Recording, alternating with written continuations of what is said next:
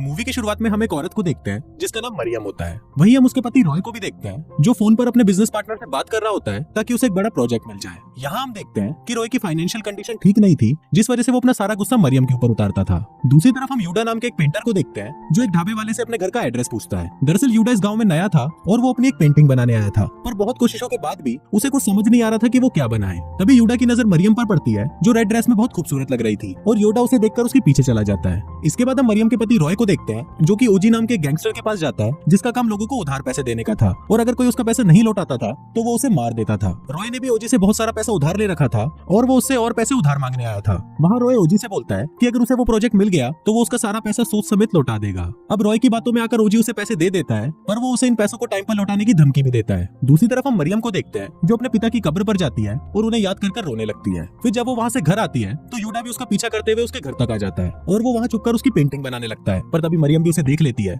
और उसके पास आकर पूछती है कि तुम मेरी परमिशन के बिना मेरी पेंटिंग कैसे बना रहे हो। इस पर यूडा उसे सॉरी बोलता है और कहता है कि मुझे कुछ समझ भी नहीं आ रहा था कि मैं क्या बनाऊं, पर जब मैंने आपको देखा तो आप मुझे मेरी पेंटिंग के लिए बिल्कुल परफेक्ट लगी। अब मरियम भी उसे पेंटर समझ के माफ कर देती है और उसे पूछते है कि क्या तुम मेरी और मेरे पापा की पेंटिंग बना सकते हो। इस पर यूडा मान जाता है, पर जब मरियम उसे बोलती है कि इसके लिए मुझे मेरे हस्बैंड से परमिशन लेनी होगी तो ये सुनकर वो उदास हो जाता है क्योंकि उसे नहीं लगा था कि मरियम शादीशुदा है। फिर जब शाम को रॉय घर आता है तो मरियम उसे पेंटिंग बनवाने के बारे में पूछती है जिस पर रॉय उसे बोलता है कि वैसे ही घर पर पैसों की प्रॉब्लम चल रही है और तुम्हें पेंटिंग बनाने की पड़ी है। पर जब मरियम रॉय को बताती है कि यूडा पेंटिंग फ्री में बनाएगा तो वो उसके लिए उसे परमिशन दे देता है। फिर अगले दिन मरियम यूडा के पास जाती है और उसे अपने डैड की फोटो देती है। इसके साथ वो उसे ये भी बताती है कि मेरे डैड एक बहुत अच्छे इंसान थे और वो औरतों की बहुत रिस्पेक्ट करते थे। अब इसके बाद से मरियम यूडा के साथ बहुत ज्यादा टाइम स्पेंड करने लगती है ताकि वो उसके डैड की अच्छी पेंटिंग बना सके।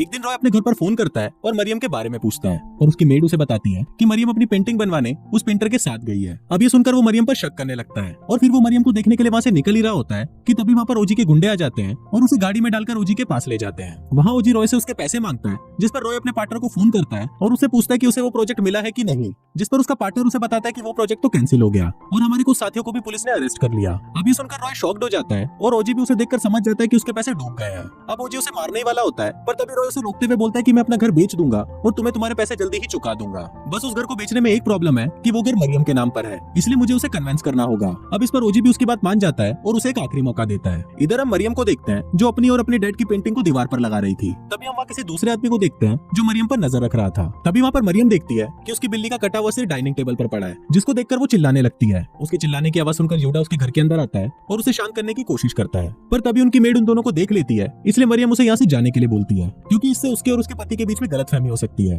फिर जब रॉय घर आता है तो मरियम उसे बताती है कि उनकी बिल्ली का कटा हुआ सिर डाइनिंग टेबल पर पड़ा है। ये देखकर रॉय भी शॉक्ड हो जाता है और वो मरियम को बोलता है कि हमें ये घर बेच देना चाहिए, पर इस पर मरियम उसे बोलती है कि ये घर मेरे डैड की आखिरी निशानी है और मैं इस घर को बिल्कुल भी नहीं बेचूंगी। इस पर रॉय उसे बोलता है कि कल को कोई मेरी गर्दन काट दे तो तुम्हें तो कोई फर्क ही नहीं पड़ेगा। दरअसल ओजी के आदमियों ने ही उस बिल्ली की गर्दन काटी थी ताकि मरियम डरकर इस घर को बेचने के लिए राजी हो जाए, पर मरियम इस पर भी नहीं मानती। जिस पर रॉय इस पेंटिंग को देखते हुए बोलता है कि तुम्हें तो ये पेंटर ही पसंद है, इसलिए तुम्हें अपने पति की कोई परवाह नहीं है, और ये बोलकर वो वहाँ से चला जाता है। इसके बाद रॉय ओजी को फोन करता है और उसे बताता है कि मरियम घर बेचने के लिए नहीं मान रही। इस पर ओजी उसे बोलता है कि अगर मरियम की मौत हो जाए तो सारी प्रॉपर्टी तुम्हारे नाम हो जाएगी। अब रॉय को तो पहले से ही शक था कि यूडा और मरियम का अफेयर चल रहा है, इसलिए वो ओजी की बात मानकर उसे अपनी वाइफ को मरवाने का कॉन्ट्रैक्ट दे देता है। इसके बाद ओजी अपने आदमियों को बोलकर यूडा और मरियम को किडनैप करवा लेता है। अब रॉय बैठकर मरियम के साथ अपनी शादी के पलों को याद कर रहा होता है और तभी उसे रियलाइज होता है कि वो जो कर रहा है वो सही नहीं है, इसलिए वो तुरंत ओजी को फोन करता है और उसकी वाइफ को मरवाने का प्लान कैंसिल कर देता है। पर ओजी एक बहुत बड़ा भड़वा था, इसलिए वो मरियम को अपने आदमियों के हवाले कर देता है, जिसके बाद उसके आदमी एक एक करके मरियम के साथ घपाघप करने लगते हैं। पर मरियम को थोड़ा सेल्फ डिफेंस आता था, इसलिए वो उन सभी आदमियों को पीट कर वहाँ से भागने की कोशिश करती है। उधर ओजी भी यूडा को मारने वाला होता है, पर तभी वो भी अपने आप को छुड़वा लेता है और मरियम की वहाँ से भागने में मदद करता है। पर तभी ओजी का एक आदमी यूडा के पेट में चाकू मार देता है, जिससे वो जख्मी हो जाता है। दूसरी तरफ मरियम भागते हुए एक ब्रिज तक जाती है और वहाँ पर आ रही एक जीप से मदद मांगती है, लेकिन वो जीप ओजी की होती है और थोड़ी देर बाद में ओजी के सारे आदमी भी वहाँ पर आ जाते हैं। फिर वो लोग मरियम को चाकू मार देते हैं और उसे ब्रिज से नीचे फेंक देते हैं। अब यूडा वहाँ पर ये सब कुछ देख लेता है और वो अगले दिन पुलिस को सारी बातें बता देता है, पर पुलिस को मरियम की बॉडी कहीं नहीं मिलती, इसलिए इसका सारा इल्जाम यूडा पर ही लगने लगता है। इसके बाद हम रॉय को देखते हैं जो सो रहा होता है, पर तभी उसे बिल्ली की आवाज सुनाई देती है और वो उठकर उसे देखने नीचे आता है। पर तभी वो वहाँ उसकी बिल्ली क्लेव को देखता है जिसकी बॉडी में से खून निकल रहा था। फिर वो मरियम का कटा हुआ सिर टेबल पर देखता है, जिसको देखकर उसकी फटकर 64 हो जाती है। पर तभी उसकी आंख खुल जाती है और वो सपना देख रहा होता है। पर तभी वो फिर से वहाँ पर मरियम को देखता है और वो उसे देखकर बहुत ज्यादा डर जाता है। अब पूरे गांव में ये बात फैल जाती है कि कुछ लोगों ने ब्रिज पर मरियम की आत्मा को देखा है। अब एक रात हम मरियम को देखते हैं जो ओजी के एक आदमी को बहलाकर ब्रिज पर लेकर आती है और वहाँ उसे मार डालती है। इसके बाद वो ओजी के दूसरे आदमी के साथ भी यही करती है और उसे भी मार डालती है। दूसरी तरफ यूडा को भी डरावने सपने आने लगते हैं कि मरियम उसे मार रही है। उधर ओजी के भी सारे आदमी डरे होते हैं क्योंकि उनके दो साथियों को मरियम की आत्मा ने मार डाला था,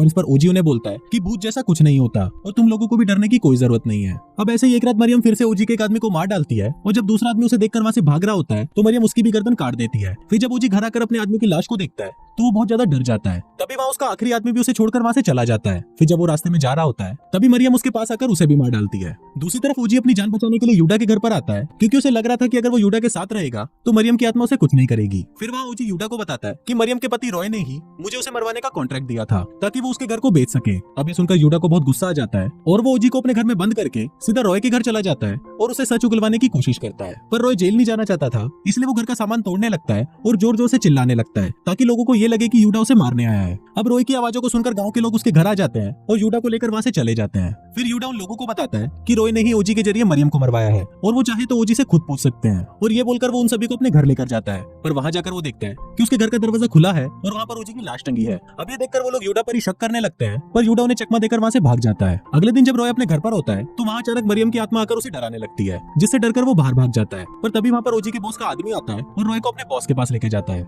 ओजी के बॉस का नाम पोटान होता है और वो उसे बोलता है कि मैंने ही ओजी को तुम्हें देने के लिए पैसे दिए थे पर अब ओजी मर चुका है इसलिए अब वो पैसे तुम मुझे दोगे और अगर तुमने ऐसा नहीं किया तो मैं तुम्हारी पूरी फैमिली को मार दूंगा। अब इसके बाद रॉय और पोटान का एक आदमी एक तांत्रिक के साथ उस ब्रिज पर जाता है ताकि वो मरियम की आत्मा से पीछा छुड़वा सके। फिर वो तांत्रिक बहुत सारे मंत्रों को पढ़ता है जिससे मरियम की आत्मा वहां पर आ जाती है लेकिन किसी भी मंत्र का मरियम पर कोई असर नहीं पड़ता। फिर वो तांत्रिक उन्हें बोलता है कि आत्मा तो बहुत ही ज्यादा पावरफुल है इसलिए वो खुद ही डरकर वहां से भाग जाता है। फिर पोटान का आदमी मरियम को शूट करने की कोशिश करता है पर मरियम उसी के चाकू से उसका गला काट देती है। अब ये देखकर रॉय बहुत ज्यादा डर जाता है और उससे माफी मांगने लगता है लेकिन तभी यूडा भी वहां पर आ जाता है और वो मरियम को बोलता है कि मुझे पता है कि तुम मरी नहीं हो और तुम अभी भी जिंदा हो और तुमने नदी के पास वाले घर में रहते हुए सबसे बदला लेने का प्लान बनाया था क्योंकि तुम्हारे डैड स्पेशल फोर्स में कमांडर थे इसलिए उन्होंने तुम्हें सेल्फ डिफेंस भी सिखाया था पर तुम्हारे पास भूत बनने के अलावा और कोई रास्ता नहीं था और इसी वजह से तुम अपना बदला भी ले पाई। अभी सुनकर रॉय उससे माफी मांगता है और उसको बोलता है कि जब मुझे पता चला कि तुम्हारा अफेयर इस पेंटर से चल रहा है तो मैं खुद को रोक नहीं पाया और मैंने ओजी को तुम्हें मारने का कॉन्ट्रैक्ट दे दिया पर मैं तुमसे बहुत प्यार करता हूँ इसलिए मैंने ओजी को तुम्हें मारने के लिए मना भी किया पर तब तक बहुत देर हो चुकी थी।